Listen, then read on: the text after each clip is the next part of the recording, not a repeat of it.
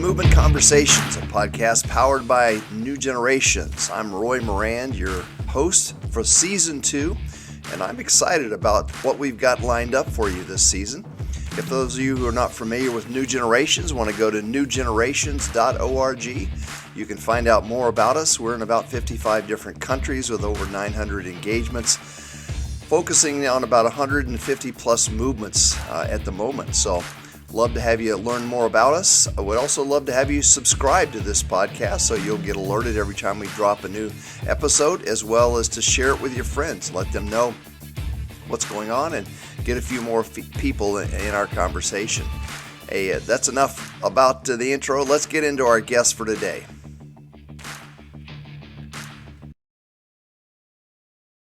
Hey, welcome to the New Generations Movement Podcast.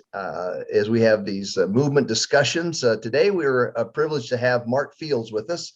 Mark has a long history in the Vineyard movement and a long history really in disciple-making movements stuff around the world, globally. And so I'm just excited to have you here, Mark. Thanks for being a part of this. Well, it's my honor to be with you. Thank you. So give us a little context here. Who is Mark Fields and how is it that you have got to where you are today? Yeah, so I mean, the important things are around family. So I've been married for 42 years. I have 3 adult children, 8 grandkids. Oh, wow. You know, those are a big part of my life. In ministry, I was ordained in 1978. That was actually the year that I met John Wimber. And we pastored a church for a little over 20 years, 22 years or so. And then for the last 23 years, I was the person who oversaw missions for the Vineyard churches in the U.S. Wow. So you are a statesman in that regard, then, I think. Maybe that's not something you'd use for yourself, but it's impressive. So at least a survivor. Yeah, I'm still here. Yeah, I still love Jesus. I still am committed to the church. I'm still working for the kingdom. Yeah, well, that's cool, man. I love your stats on marriage and grandkids.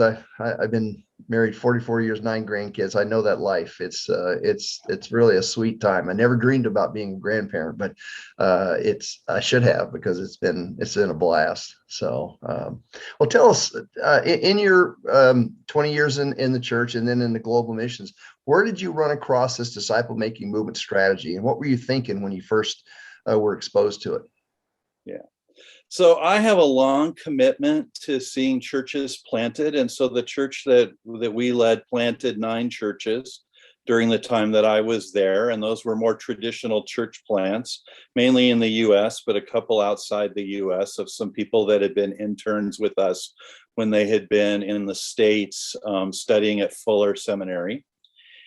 And then in my role, so I have a heart for that, of seeing the church expand and to see that happen by church planting. And I had felt early on that God had spoken to me clearly that what came out from what we were doing would be greater than what we did there. And so in a commitment to see that happen, we were engaged in planting churches. Then I moved into the role that I had of developing missions for the Vineyard. We were in 9 countries when I began, and we were in 81 when I began to move out of that role earlier this year. So I have a commitment to seeing that happen. Now, what happened with DMM is that I had finished my PhD in missiology at Fuller. And it was just literally a few weeks after that, I had someone come up to me and said, I sense God saying something for you, Mark. Now, I'm fairly visible in the Vineyard, so that happens a lot. And I've heard a lot of things that weren't particularly helpful, or perhaps were self-serving or whatever. And so I'm always cautious when someone does that. But this person, I have a lot of confidence in her and had watched her not be that kind of person. And so she says to me, God is calling you back to kindergarten. Now, I was more than mildly offended. I mean, here I had just finished a terminal degree, a PhD in missiology, as I said, at Fuller, and God seemed to have missed that fact. And was asking that I go to kindergarten. There was a ring of truth in it, and that began a negotiation process. Well, God, could I do another master's degree, or could I do another whatever, and God is fairly diligent in what he pursues with us. And so all of my efforts at negotiation to say, couldn't I go back to at least junior high? No, it's back to kindergarten, resulted in my finally resigning to that, though I did not know what it meant. But it sat in the back of my head, this idea that after all of this formal education, God was calling me back to a beginning. And then it was not long after that we had a change of top leadership in the Vineyard. And so one national director was resigning, a new national director was being put in place. And so the leadership gathering that was transition was being talked about was happening. And the outgoing national director spoke on Monday night, and the incoming national director, although his term was still a few months from beginning, was speaking on Tuesday morning. And so the incoming national director said to me, well, Mark, I want to share the stage with some other people tomorrow morning. And he goes, I want you to be one of those. And what I want you to do is I don't want you to share a story, which I do a lot of stories. He said, I want you to give a biblical theology of mission. I want you to give vision for the future, and you're going to have 4 minutes. Oh, wow. So I appreciate a challenge. I mean, again, this is Monday night. This is going to happen Tuesday morning. And so I thought, okay. And so I picked a verse from Genesis and a verse from Revelation for my biblical theology of mission. I figured that covered it. And then the question was, what was vision going to be? And at that time, we had seen, 800 or so churches planted outside the U.S. So we had some momentum and things happening. And I sat there and I thought about it. What should I do? Should I say 800 more churches?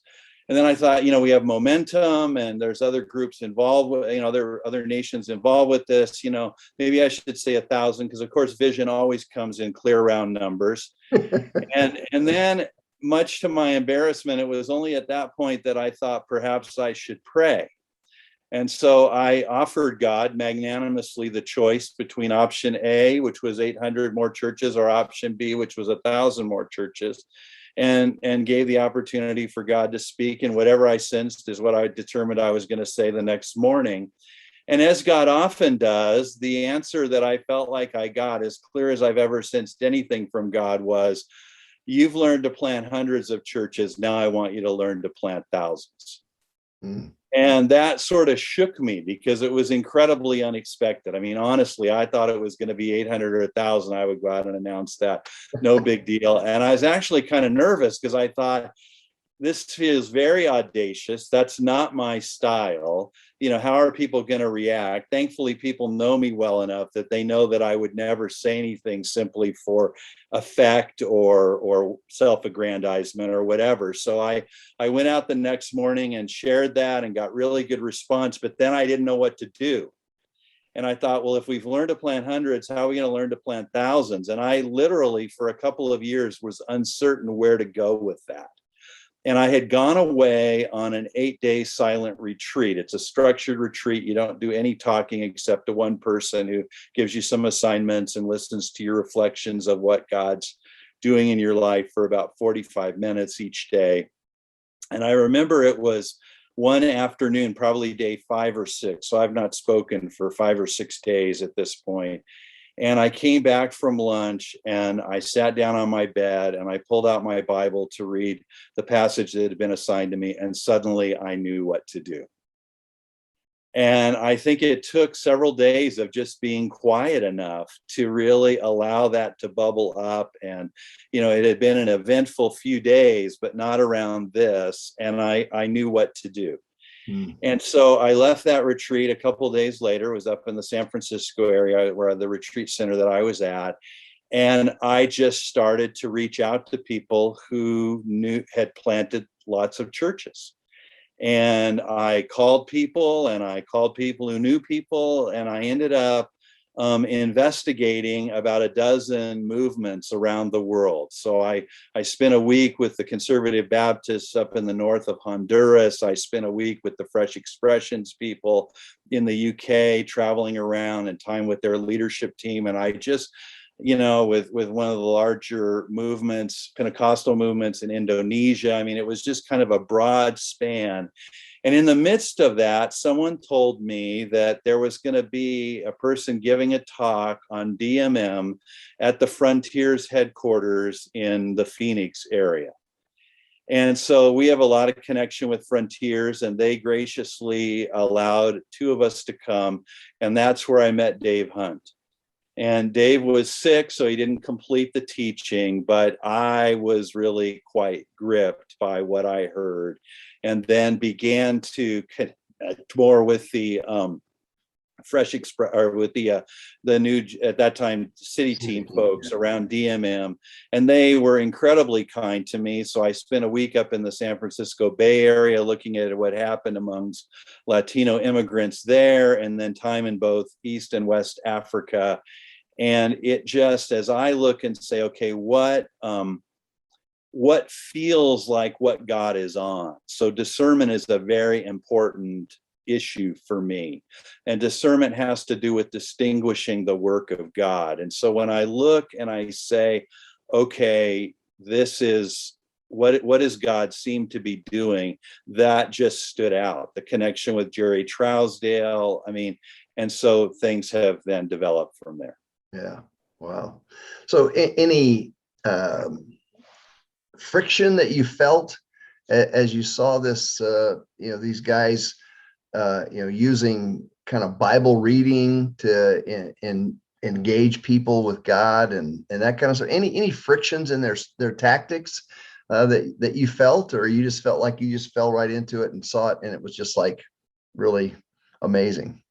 Yeah, I think it was more the latter. What happened is that I analyze, I like to look for patterns. I mean, I think that's part of discerning the work of God, is noticing ways that God works consistently in a variety of environments. So I took all the research that I had done and I boiled it down to 10 points of intersection, that out of this dozen or so, movements that I had looked at, they had in common. And then all of a sudden I realized these marked the early Vineyard movement.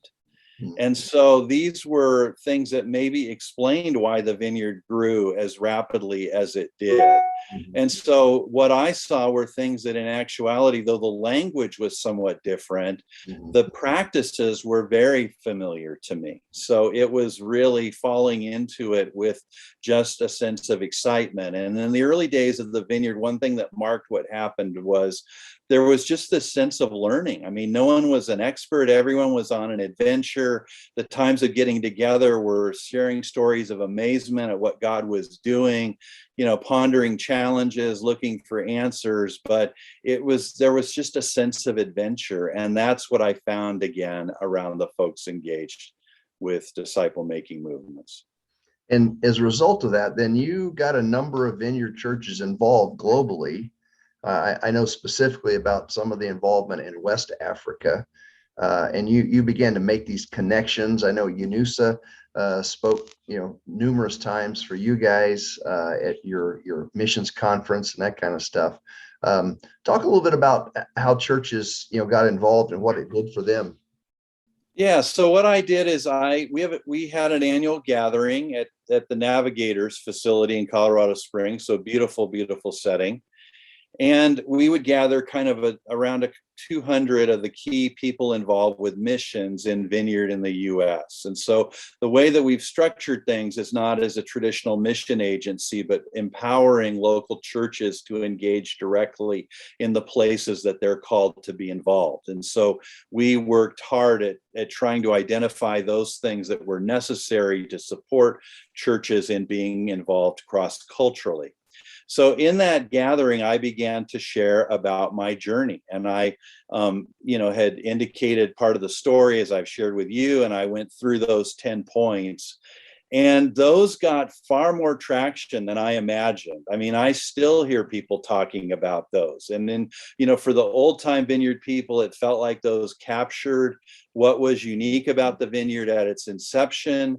And for people who were newer, people were saying, well, that makes sense to me that this is why it was what it was. So out of that, then I began to talk about specific examples with the groups I had visited.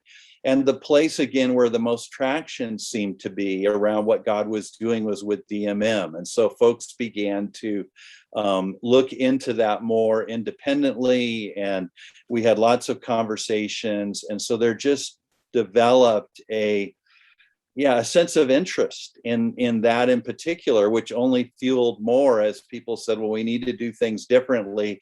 This fits with what we've been. Mm-hmm. and just began to engage with that. So just a technical question in the sense that, typically in the West, when we start a church, we'll gather, a core group of people and start a Sunday service and try to attract people to it. And these kinds of situations overseas, they were seeing more people come to faith and churches or ecclesia evolving out of that. Was there any discord between sort of the American mindset church planting that the Vineyard had in starting churches here and what they were seeing in ecclesia develop overseas? Yeah, I think that the challenges are that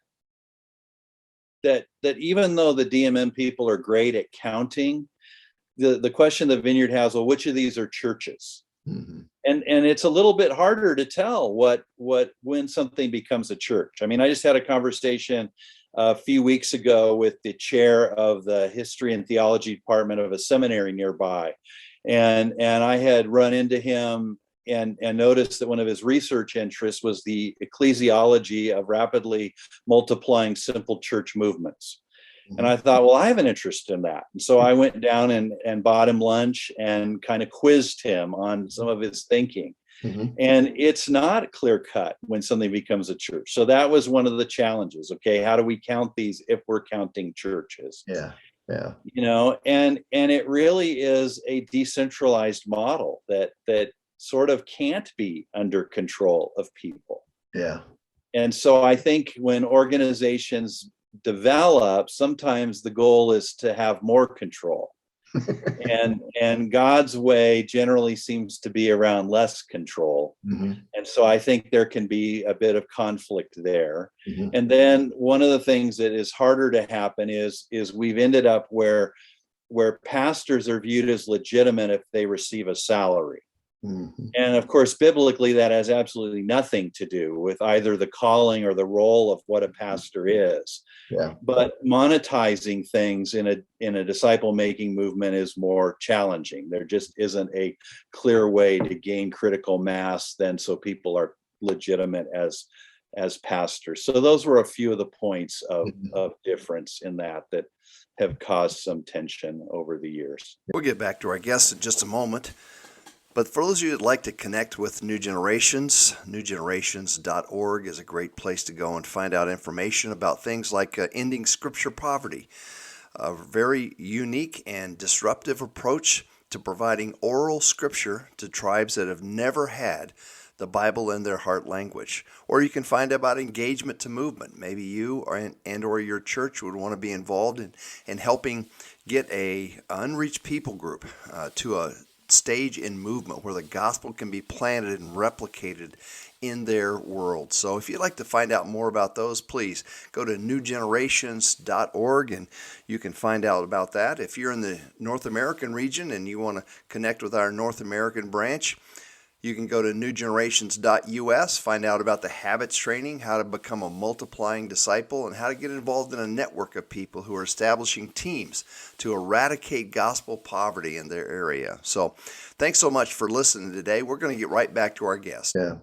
So that as I've noticed, and I know that the history of this, there's also a sort of a backflow that happens in this situation. You get these American churches that are investing in global situations and seeing these kind of things happen. And then all of a sudden, at some point, someone asks that critical question, well, if it could happen there, why can't it happen here? And I think you began to see that, with the Vineyard churches. Yep.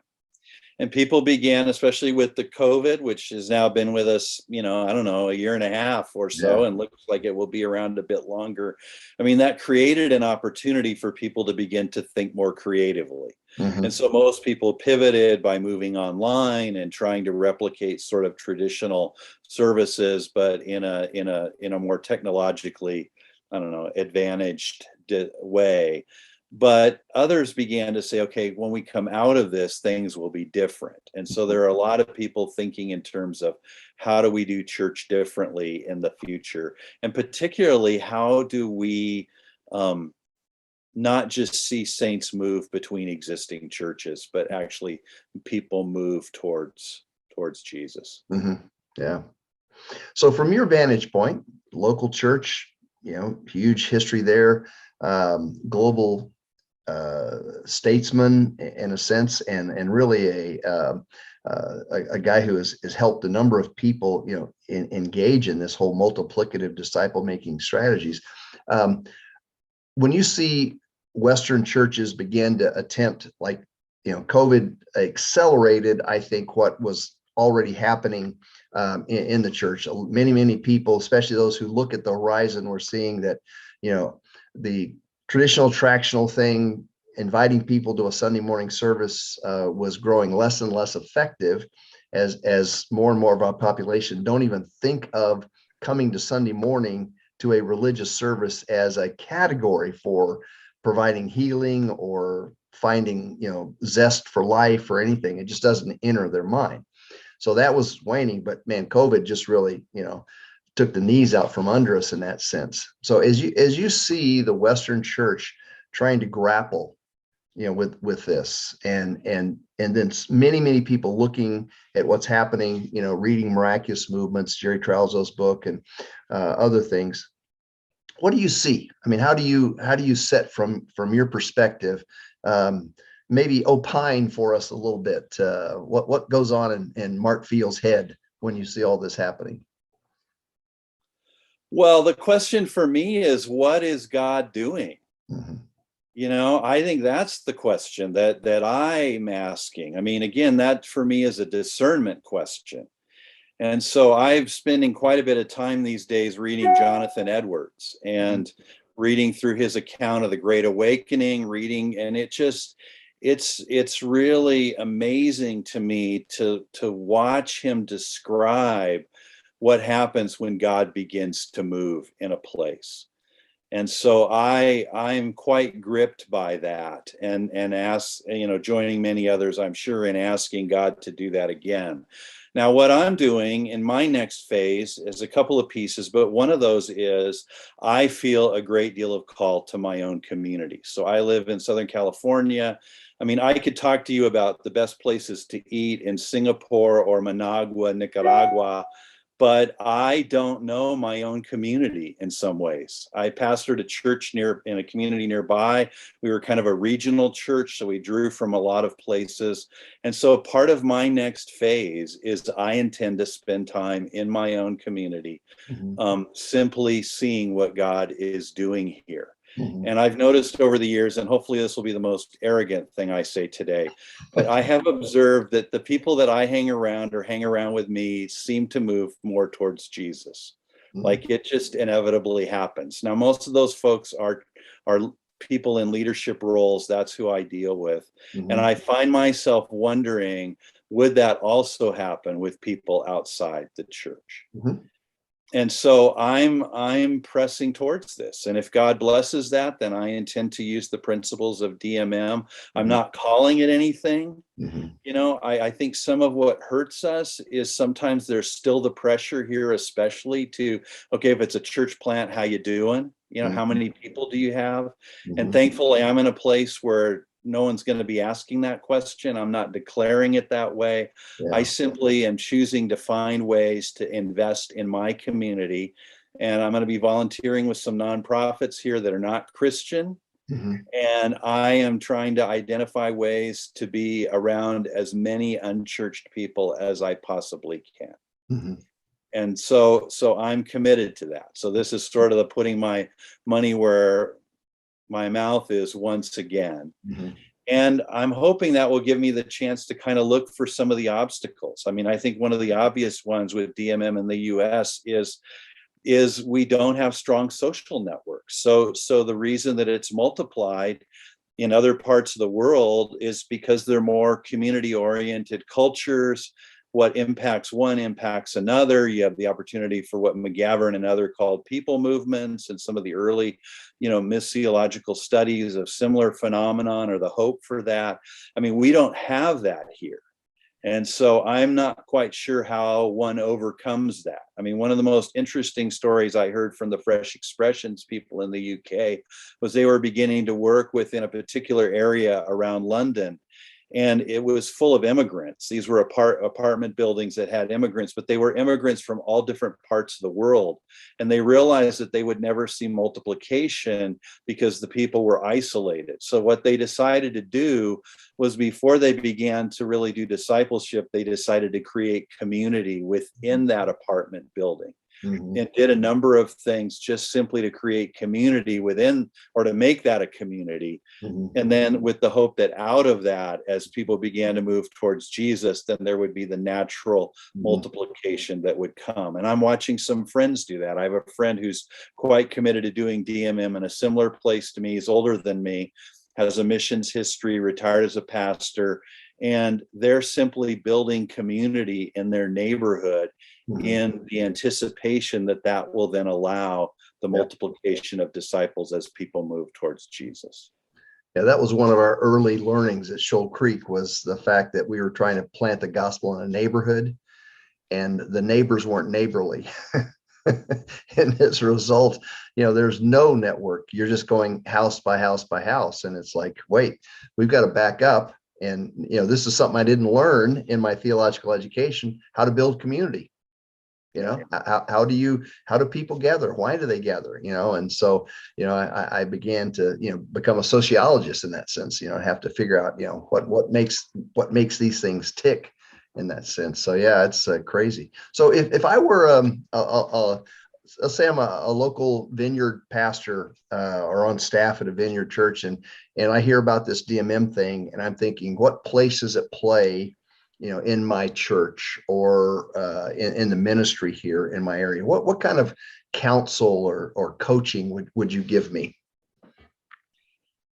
So I would suggest that you become familiar with the principles of it, because it's easy to think that it's just Discovery Bible Study. And although that is a central part of it, obviously, there's much more to it prior to and after DBS. And so I think people need to really understand the various elements of it and gain a familiarity with that in order to avoid kind of doing one piece and wondering why it's not happening. Mm-hmm. And then again, I think the key element, identifying people of peace is, in my mind, a discernment process. It's seeking to identify the folks within whom Jesus is already at working, drawing people towards himself. And I would suggest that one of my learnings, and I won't digress into that other than to say this, is God has been taking me down a path of learning not to judge by the outside. And I've had some very important experiences in recent years where I looked around and I wrote off some folks thinking they are clearly the farthest from God. At least they're the farthest from me. Yeah. And I was in a particular setting where I went to get some training, and I knew that I had multiple purposes in being in this particular setting. And I looked at these folks and I identified 3 folks as the farthest from God and sort of judged. And by the end of the 2 weeks, each of them had cried with me about their relationship with God.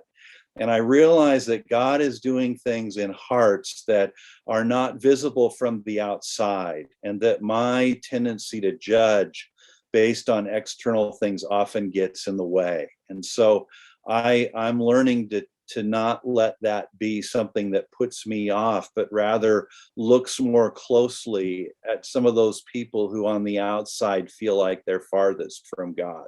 And so I think it's really a matter then of prayer, which I think is important. And spiritual formation has been a really important part of my life. In the last 15 years, I burnt out. I was traveling 150,000 miles or more a year and trying to do a PhD at Fuller. And it was one of the more foolish choices in my life to do that.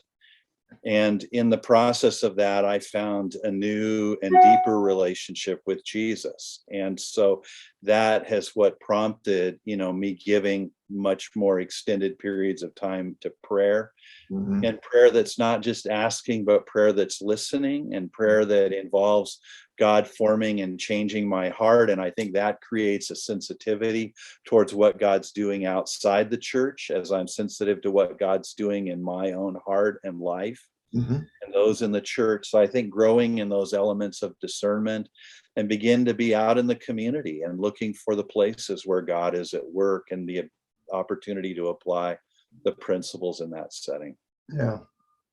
So one of the things I've observed in relating to a lot of different spiritual tribes that exist is that there are certain sort of embedded things inside that tribe that sort of draws them to sort of DMM thing. And I think one of the things I discover inside the Vineyard is this kingdom mindset, this kingdom theology, and the word kingdom is huge, I think, in the whole Vineyard area, stuff like that. So in light of that, I'm gonna let's get out on thin ice here a little bit. So the gospel that we sort of propagate in the West tends to be a gospel of forgiveness, as opposed to maybe a gospel of kingdom. I mean, would you agree with that, or you have any insight into how that impacts modern Christianity? Yeah, I mean, the most obvious implication of what you're saying, and that observation I would agree with, is one of those is narrow and one of those is much broader. And so the emphasis on the gospel of the kingdom is a much broader understanding of the nature of God's work in the world, including in individual human beings. And so So there are points in church history where there was a broader understanding of the nature of God's work in a human being's life that had to do with God healing and integrating and bringing a sense of wholeness and really preparing people to be engaged in the world, looking and acting differently than those around them. And I would say the emphasis on the kingdom allows for that to be broader in its expression. Yeah. So I'm going to take this one step further a little bit. Even though my interests are global as well, I'm chairman of New Generations, and so I have a lot of connection overseas and that kind of stuff. My real focus on a day-to-day basis is in the U.S. and in North America, and one of the things I see about the training that I experienced overseas, because I was exposed to DMM overseas as well first, and then had to come back here and try to figure it out in my own world. Is that this idea, this gospel, and the fact that it's about the heart of the Father, this Father who wants a family and he wants to build a kingdom in a sense, and he wants his subjects to experience the favor of the King and his kingdom and that kind of thing, is something that is a bit more naturally found in a global setting, but in the cultural Christianity that has pervaded the U.S., that is not really central. And so I want to make a statement and have you respond to it. I see that as an obstacle for us getting to multiplicative disciple making through DMM. And so the need to reorient the gospel, almost like having to train people, re-gospel them before we get them focused on, how would you see that? Yeah, I mean, I would agree. I mean, as I understand what you're saying, my observation of American Christianity is that we have moved to the point that becoming a Christian means that I believe certain propositions. Mm-hmm. And, there's that verse in the Bible that says even the devil believes. So maybe simply, if belief is only, I don't know, affirmation of certain truths, that's not what God is asking of us, or the extent of what God is asking of us. And it seems to me that what God really wants is to work in our lives. And so there was a book that was very pivotal for me personally some years ago, and I reread it at least once a year, and it's entitled To Love as God Loves. And the author of that book makes the argument and draws from a very interesting source, and I won't go into all of that, but in church history, but that really the intent of God is to make us into people that love in the way that God loves. And maybe that's not true for you, but for me, that requires a lot of transformation, because I'm a long way from loving like God loves in that unconditional way. And I've already shared a bit of my own tendency to judge, on the externals, and to make assessments quickly about people and where they stand with God. And so to move past that is a journey in which God works deeper and deeper and deeper in our lives. And it seems to me that what God wants to do is to transform us.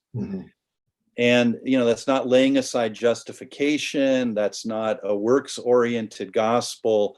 It is simply the life that Jesus draws us into of following him.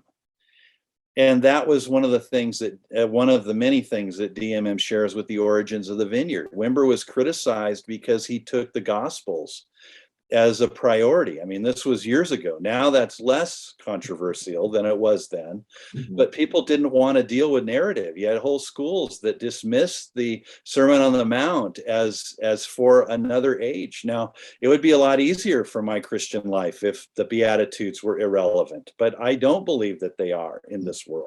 And so I see God leading us to a place in which lives are really transformed, and they're transformed by a regular encounter with the living Jesus. So I don't want people to miss this.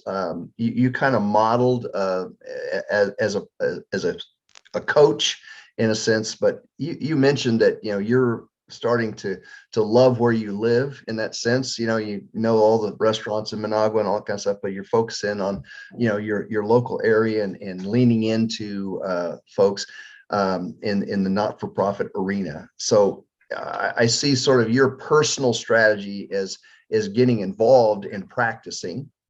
I think so many people get involved in sort of thinking and trying to put all the pieces together and stuff, but I love that. That seems important to you to actually put it into practice in that regard. I know a lot of local church pastors struggle with that. They work and live in and around Christians, and they want to establish a multiplicative disciple making ministry, and yet they're sort of telling people what to do, not showing them what to do. How important do you think that is in that local leadership situation? Well, I think it's absolutely important. I mean, I think I can tell other people what to do forever result in any change. But the effectiveness of my leadership, particularly in the role that I've had in the last 20 some years, has been by leading by example. And I need to continue to do that. I've done it more in this role than I did as a pastor. And I assume that that's the result of my own maturity. So I think it's not tied to role. I think it's my growth and the realization that I really do have to be living out what I'm inviting others into, and that people are drawn, that so much is, as the saying goes, more caught than taught. Yeah. So it's only when I'm actually out there doing it that people will see that and begin to engage in that. And I think we've just made pastoring a much more complicated thing than really God intended. I recently reread Eugene Peterson's book, Working the Angles. And I had read his trilogy as a pastor. And the truth is, at that time, all it did was create guilt for me. Mm. You know, he talked about what the calling of a pastor is in 3 books, that being one of those. And I knew he was right, but the cultural expectations on a growing church and the requirements for management and staff and, you know, preaching a better sermon and all of those things just consumed. Mm-hmm. And I read that book and I thought, and the introduction is scathing. I mean, it's really hard if you are or have been a pastor to read. I mean, Peterson is just unrelenting in his assessment of what's happened to the American church. And that book was published in the late 80s. So it's 30 years old at this point. Yeah. I read that again and I said, this is what I'm called to be. This is what I'm called to do. And he argues that the role of the pastor is really around prayer and the study and teaching of scripture and around what he calls spiritual direction, which is traditionally called the care of souls, which is helping people move towards health and maturity from wherever they are. And there's a missional part in each of those things. Yeah. Wow. That's incredible. Well, I got a couple other questions as we draw to close here, but one of it relates to you alluded to it a few minutes ago, in the fact that many people, when they grab a hold of this idea of DMM, they get sort of intoxicated on the form, and maybe they get sort of singularly focus on discovery Bible study and mistake that's the be all to end all and that kind of stuff. What's the dangers of focusing on tactics like that, and just sort of drilling down on the tactics and overusing words and stuff when you're trying to involve people in following you? Yeah, I mean, I think it becomes the focus on technique, and that's not what this is about. This is about helping people encounter Jesus directly. And one of the things that made DMM attractive to me was DBS. And what made DBS attractive to me was the similarity between it and the traditional spiritual practice of Lectio Divina. And there are times in the history of Lectio Divina that emphasized obedience, as DBS does. But the purpose of it was to help people hear God for themselves and then choose to be obedient. When we went to visit what was happening through City Team in the San Francisco Bay Area, one of the guys that went with us was a Spanish-speaking, born in Mexico, Vineyard pastors quite a large church. And we left our week there, and he goes, I just don't believe it. And I go, what don't you believe? He goes, I don't believe people are doing this. I said, well, why don't you believe it? He said, I don't believe it because people in my church don't listen to my sermons and do what I say. And I said, maybe there's something to be learned there, because you hear and you think you're giving your best, and this guy's a good teacher and has a lot of education and knows his theology, and there's no critique there. And then people are hearing you and they're saying, well, I wonder if he really heard God, and what if this really is God? And there's just all kinds of space in there to find ways to exit or disregard or forget or whatever. But when you're looking at the Bible and you're saying, this is what I'm saying to this group of people, God is asking me to do, you're sort of removing the middleman, and it becomes a little bit more challenging to disregard what I've affirmed at some level is God inviting me to. And so I think that the technique facilitates that. And so the problem is seeing the technique as the end or the steps or DBS, rather than it being the thing that facilitates people to encounter a God who desperately desires relationship with them and sent his son to live as one and die in order to facilitate that. Like, God's made his heart clear.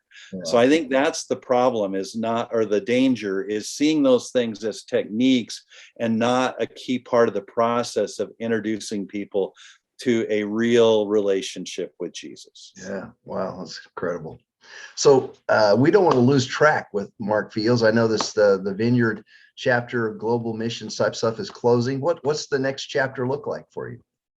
Yeah, so I think it's three things for me. One is I want to continue learning. So, I mean, since I finished my PhD, I've done several other formal kinds of education things in a variety of settings that have just really expanded my thinking. And I'm going to continue doing that. So I specifically want to learn about Jonathan Edwards and the Puritans. And historically in the church, there's sort of three somewhat systematic ways of doing discernment. And this is the one I haven't studied. So I want to keep learning and growing. And as it happens, a center for Jonathan Edwards study on the West Coast happens to be located at a seminary 6 miles from my house. So I could actually walk there. So I'm in conversation with them. Secondly, is I'm going to be involved in my community, and I have talked a little bit about that. I'm making that commitment, and I'm going to see what God does in that. And then I've given a lot of my time the last years to caring for leaders and helping them develop an ever deepening relationship with Jesus. And so once my role moved from being primarily pioneering in new areas to caring for our existing leaders.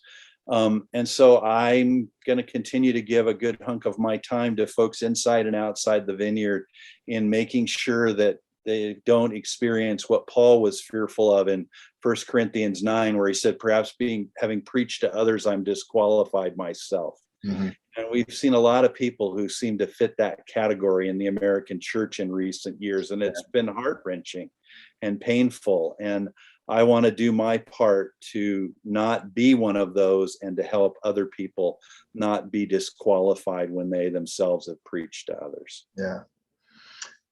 Well, Mark, thanks so much for your time. You said something that you thought might be preposterous or braggadocious. I forget the word you used, but spending time with you does make me want to spend more time with you. So I'm hoping we can do this again, and maybe face to face. You've been such a good friend to New Generations over the years, and we want to continue to pull you close and closer now that you've got more availability. So thank you so much for being with us today. My pleasure. Blessings to you. All right. Thanks for joining us on Movement Conversations, a podcast powered by New Generations. If you're looking for more information on New Generations, you can go to newgenerations.org. There you'll find information on ending scripture poverty or engagement to movement or any of the other strategic initiatives that we have attempting to fulfill the Great Commission in our lifetime. If you happen to be in North America, you can go to newgenerations.us or newgenerations.ca and find out about things like the Habits course, a course for helping learn to become a multiplying disciple. And there you can join other men and women in North America who are attempting to build these strategic communities to fulfill the Great Commission through disciple making that replicates through their social networks. Thanks for joining us today. I hope you've enjoyed our podcast. Look forward to when we drop a next one and having you with us.